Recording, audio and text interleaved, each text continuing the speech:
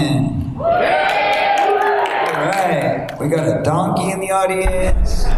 We got a picture frame. So many exciting things. Bob Ross and a masterpiece is what we have there. Yes.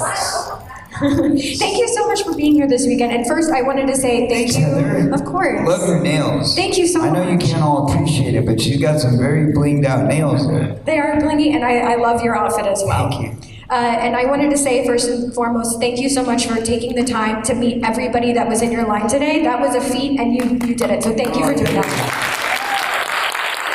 That was a short one, actually, because it's a Friday, right? So I think tomorrow will be a lot bigger. So that will be the real feat. Through Saturday. So first of all, I wanted to congratulate you. I know you just released music digitally for the first time, which is so great. And you are about to embark on a tour. That's right. It's going to be my 8th tour of America. We've never done an international tour yet, so it's exciting. But we haven't been out there in 5 years, so that's the part that makes it even better. You know, after that whole pandemic, it's just nice to be able to get out and meet people again and do fun things and have activities and live a normal life, right, guys? Yeah. Thank God. And live music to me has been the thing that's just been like helping everybody, you know, get through the day, going to concerts and everything. I think it's so wonderful. Absolutely, thank you. And by the way, for all of you who don't know, you know, we put out a lot of music through the years, but for the first time, I'm putting out my box set. My box set came out in January in physical form, and it's like $300. Very expensive because it comes with all this cool stuff, from holograms to like collectible magazines, 6 discs, 2 DVDs. It's a lot. But now we finally made it so that everybody who wants to hear my new album, because they can't afford, you know, the whole box set, now they can just get it on iTunes. So right now it's on iTunes and Apple Music. You can just go over there and pick whatever songs you want to hear. Just pick a couple or get the whole thing. That's up to you. So that's pretty cool, right? So yeah, so it's available as we speak right now. It just came out last night or in the wee hours of the morning. Oh so my God. there you go. Perfect timing. That's right, perfect timing. And I know I saw that, is it true you directed your own music video for Come Back King? Yes, that's true. I directed that video, and I also directed one for my new single, Without You, which should be out hopefully in the next week or so. So yeah, another exciting video to come. And when did your passion for directing come about? You know, I've always directed. I just don't take credit for a lot of things. But like a lot of my films in the last, I don't know, 20 years, 25 years, I've either produced or, you know, co-directed. I don't take credit. There's one film that I took credit, originally I was gonna take credit on, and then I didn't really want credit for it because they kind of messed it up. So, like, blame somebody else for that one. Yeah, but I mean, like, movies like, I don't know if anybody here's seen The Birthday. Anybody see The Birthday? No? It's your homework, we're all gonna watch it. Yeah, exactly. So The Birthday, which happens to be my favorite work I've ever done, by the way.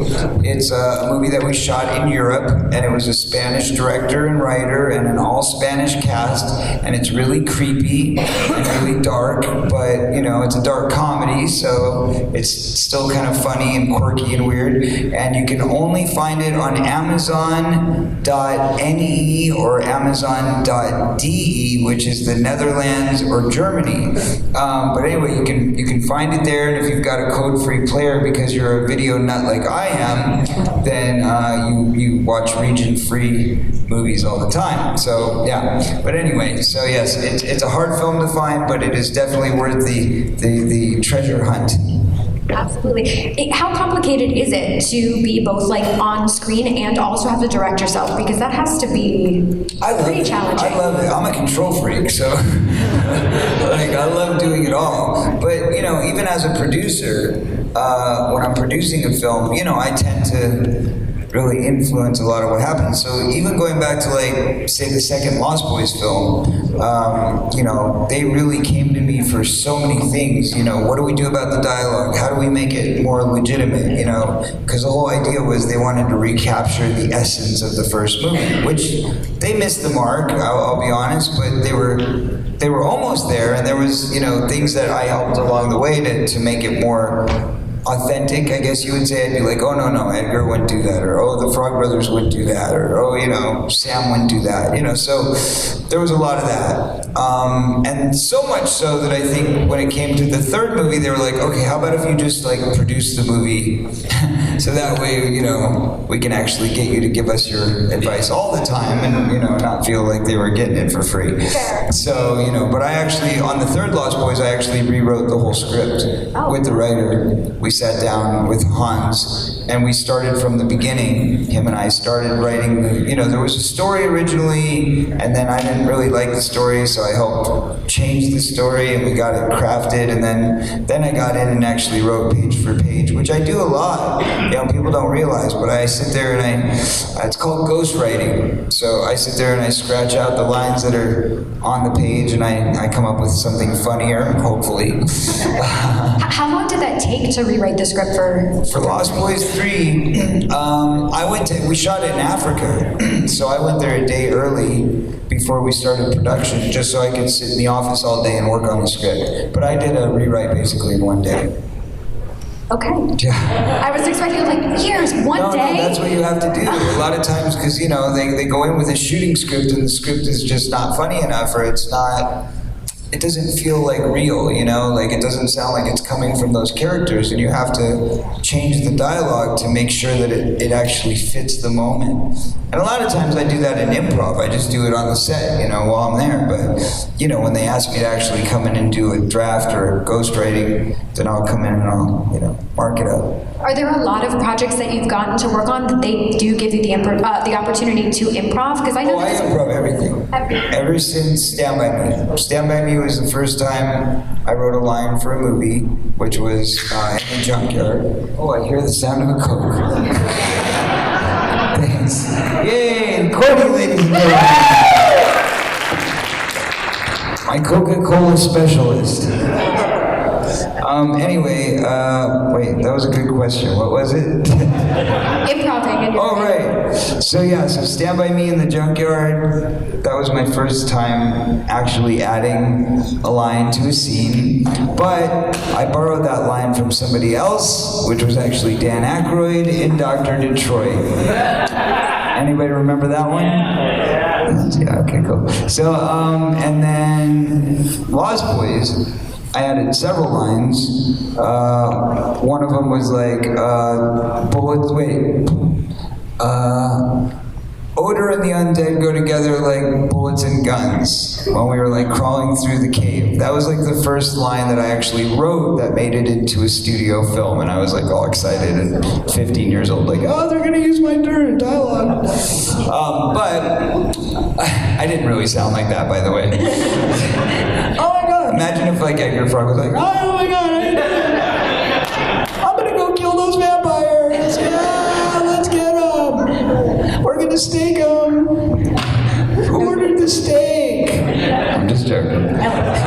So it's actually, the 35th anniversary It of Lost is, Boys? yes. 35 years. Can you believe it? No. I know. That means I must really be a vampire. Yeah, well, what are your secrets? Tell us everything. Really? You really want to know? Yeah. Do you really want to know? Yeah. Yeah. Okay. All right. Number one, I'm vegetarian. Okay. Haven't eaten an animal since the set of Stand By Me. That's when I quit eating meat. Me and River, we did it together. And he was already vegan, by the way, but I was catching up. Don't drink alcohol, don't smoke cigarettes, don't do drugs. So if you cut out hard drugs, alcohol, cigarettes, and meat, you can be a vampire too. I want to join the club. Just Coca-Cola, that's it. Yeah, Coca-Cola, man. You gotta have that caffeine. You gotta have that energy. Well, since we did touch on Lost Boys, and you also mentioned Stand By Me, obviously you've gotten to be part of so many iconic casts, from the Goonies to Stand By Me. Was there a cast that when you came in to do a script reading that you just instantly gelled with? All of them. All of them. Yeah, I mean, I've always gotten along with everybody. There's been very few people that I've worked with that I haven't liked. Dennis Miller. Dennis Miller would be the one guy that I could say, ooh, I did not like working with him. Isn't that crazy? I mean, think about that, right? That really says something. If you've done 100 films and you've worked with tens of thousands of people through the years, they gotta be pretty crappy to stand out in your mind and be like, that one guy. Yeah. Fair enough. Yeah. All right, so, peanut gallery? What? Okay, so if it's okay with you, we're going to take a couple questions from the Yes, audience. let's hear the peanuts. Okay, peanuts. All right, I saw you with the red hat. Go ahead. You guys just got to project. Hey man. Hey. I've been watching Goonies quite a while. Okay. I was old enough. So do you need me to help you stop? We can work on this together. There's like going to be a Goonies Anonymous or something like that. GA. Exactly. There's one thing you can do in the Goonies overlay years ago. What would it be? There's something I can do over. He knows. What? What is it? No, that's Mark. What? You got a deep voice for a donkey. I'm gonna say that right now. Most donkeys I talk to don't have that deep of a voice. That's my favorite film, dude. Thank you. I would say if there was something I could do over, yes, I would have kissed Andy instead of Steph. I'm good with that. You know, I would just snuck it in there, you know what I mean? Because I still got a crush on Carrie. Is there any talk of like maybe a Goonies remake or? Well, let's hope not. You know, those remakes, they ruin everything. I don't know. I think if the original cast came. Oh, you mean a sequel? Yeah. A sequel. So you gotta be very careful with that wording, right? Because it's very fine print. You don't want a remake, because that's when they do what they did with like Ghostbusters with the girls. And, no. That's the reaction. Yes. Right? So you want like a Top Gun sequel, right? That's how they did it right with Top Gun. Yeah. If you did another Goonies with the original cast, like there'd be a lot of happy people. Right, I agree. Unfortunately, the head Goonie, Richard Donner, passed away last year, sadly, which makes it a lot harder to make that happen. I actually remade Your Bicycle from the movie. You did? You know, I sold it to a guy for $50 when I was 12 years old because I didn't know how much it would be worth one day. Well, as a BMX collector. Nice. Thank you for your question. Thank you so much. I say we go to the donkey, Yeah, right? let's go We to have the donkey. to. Eeyore? Projection. It's an honor meeting you at long last.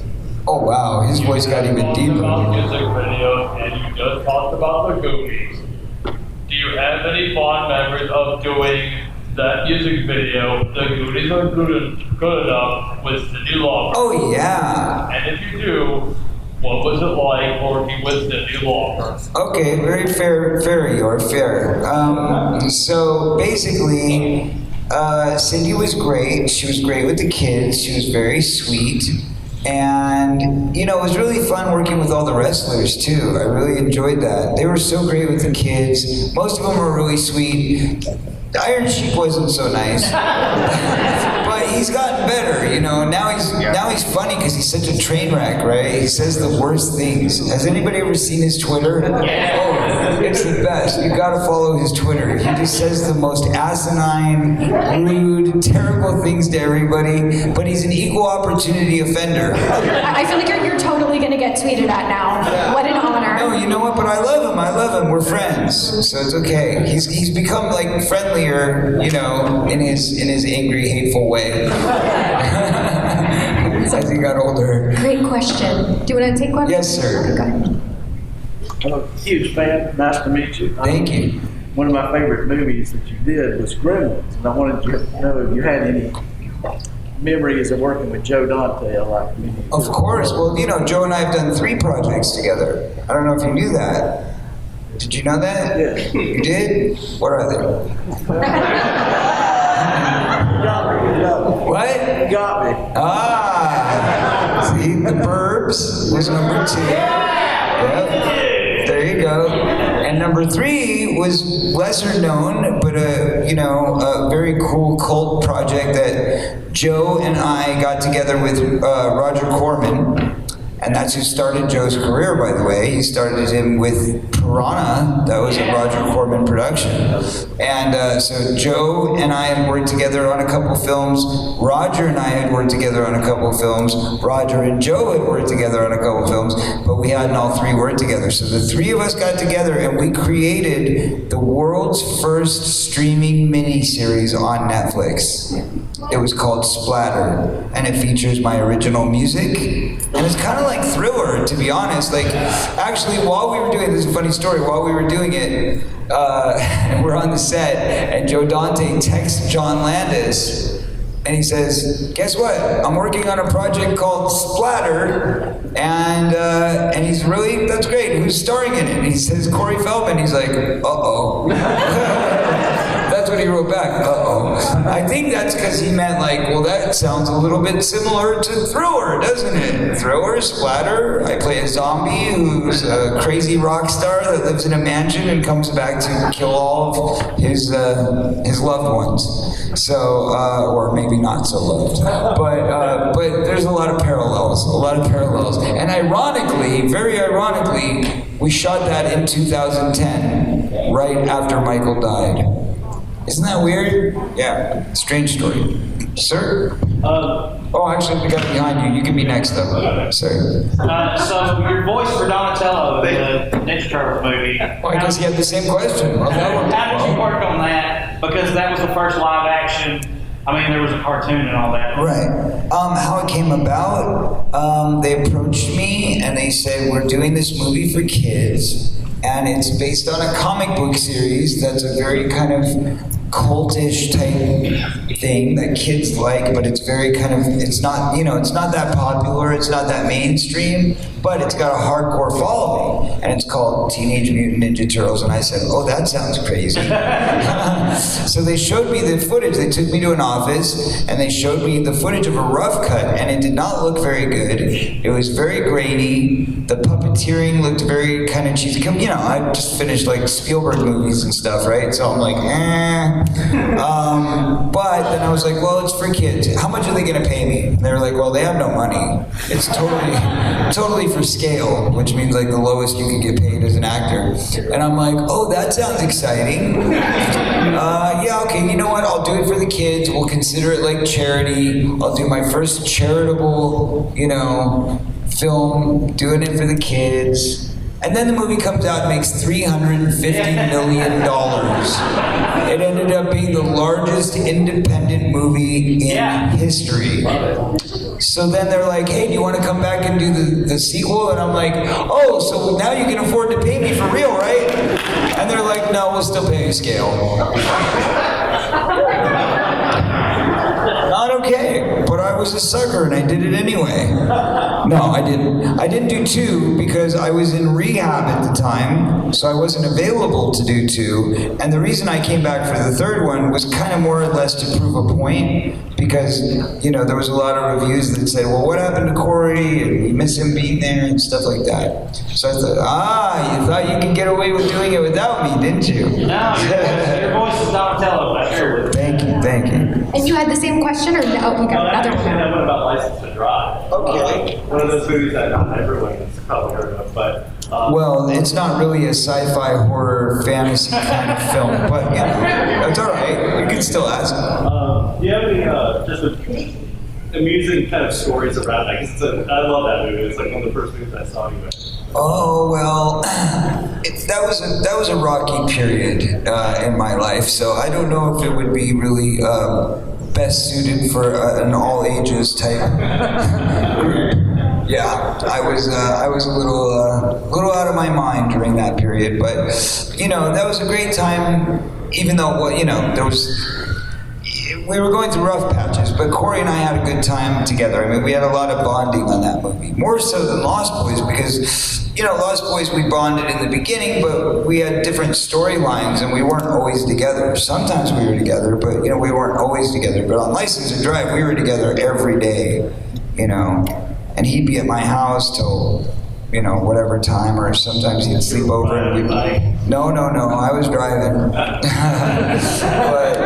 I would sometimes drive him to work because, he wasn't driving, or he was, we were crazy. We'll just leave it at that. Do you want to take another question or two? Or? Okay, sure.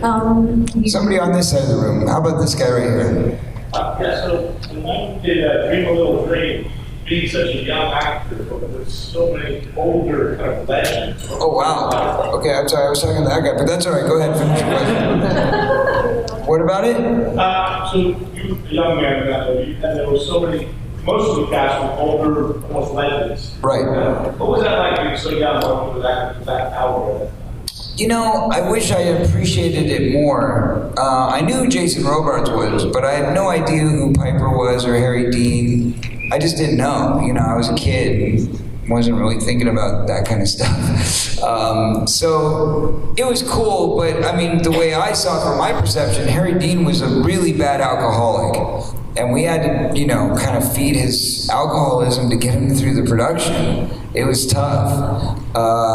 So anybody that worked with him knew, it was quite the challenge, because he wouldn't come out of his dressing room without a pint, and he would be, not able to speak and, that kind of stuff, and we'd have to kind of really coach him through it to get him going. But then once he started, he was great. Very natural, right? He was so natural because he played him, and he was able to do that very well. Jason Robards, on the other hand, consummate professional, such a legend, such an icon, the sweetest man, such a wonderful, sweet man, and so great with the kids. One thing I'll tell you, Jason Robards used to do to mess with Corey and I, is he would pop his dentures out. He would freak us out, because we'd never seen a guy without his dentures in before, and he'd be like, we'd be like, ah! So that was kind of funny. Adorable. All right. Yeah, he was cute. Should we go to the gentleman? Yes, the one that was raising his hand before, yes. I've seen a lot of people in our generation on Hollywood that kind of drifted into the superhero genre, live action, animation, and I was curious, are there any parts that have caught your eye that you might consider? Every one of them. Kevin Feige should do the right thing and put me in as a superhero, don't you think? So you guys should write to Kevin over at Marvel and say, why isn't Corey Feldman a superhero yet? Let's start the hashtag, Corey Feldman for Marvel. What do you think? Any characters you might identify with? Oh, I love them. You don't understand. I was the kid that grew up dressing like superheroes my whole life. So, Spider-Man, Superman, Batman, you name it. Literally, any of them. Iron Man. I'll play them all. I'll do the one-man show. It'll be like Corey playing everything. And the bad guys too. Loki? Oh, well, maybe. I don't know if I'd want to be the dark guy, though. I want to be a hero, So, if I was going to be a bad guy, I'd want to play the Joker. That one, or the Riddler. I'd have a lot of fun with that, too. Either one of those. If you could have a superhero ability, which ability would you like? X-ray vision. Good choice. All right, let's take one final These question. glasses working properly. This lady right here. Good. So it's not so much the question as it is, I, along with many others, have gone through a lot of difficult things throughout our childhood, like you did. And I just wanted to thank you for your poise and your grace and your honesty and being so open and willing to tell the world what you went through. Oh, God bless you. I really appreciate you. I know everyone that knows your story is in awe of you, and we just want to thank you. Oh, thank you. That's very sweet. God bless you. And thank you. So I wanted to show you the copper bones from the movie. Yeah. And when I see you at the table, I'll let you get a picture with him because Sean asked him, said, Corey comes around, make sure he gets a picture with it. Because they didn't let us play with him on set. Is that a replica? It's the copper bones, yes. But it's a replica. It's not the actual. Oh, I wish it was the actual. Right. That's cool. That's cool. Yeah, we've we've got a few of those. I've got a few replicas actually, but that's a good one. That's a good one. Thank you for what you said. And you know, it's not easy discussing uncomfortable things, right? Especially when you're facing an industry that's trying to look the other way and not talk about it. So we've been through some very hard years because of it. Trying to be truthful and honest doesn't really work out so well. But luckily I'm still here, you know, I'm still alive, so that's good. Thank you for being you, authentically you. Thank you. Any final thoughts before we wrap Honesty up? is always the best key, and the policy to my life, you know, is to always be honest, always keep your word, be a man of your word. If you say you're going to do something, do it. If you give your word, you say you're going to be there, show up. You know, consistency. That is really, I think, the most impressive and important trademark that we must all carry with us through life. Because if you want somebody to be there for you when you need them and you expect them, then you better be willing to do the same, right? So that's the way I look at it. You're only as good as your word. And if you break your word, then you mean nothing to me. Because I don't deal with liars. I don't deal with people who lie or, you know, mislead. If you're going to be my friend, always be honest. That's what I ask for. So thank you and God bless you. Thank you guys. Hi, this is Bonnie Gordon, and you're watching Fandom Spotlight. Make sure to like and subscribe before the self-destructs in 5, 4, 3, 2, 1. Just kidding. Have fun and follow your fandom.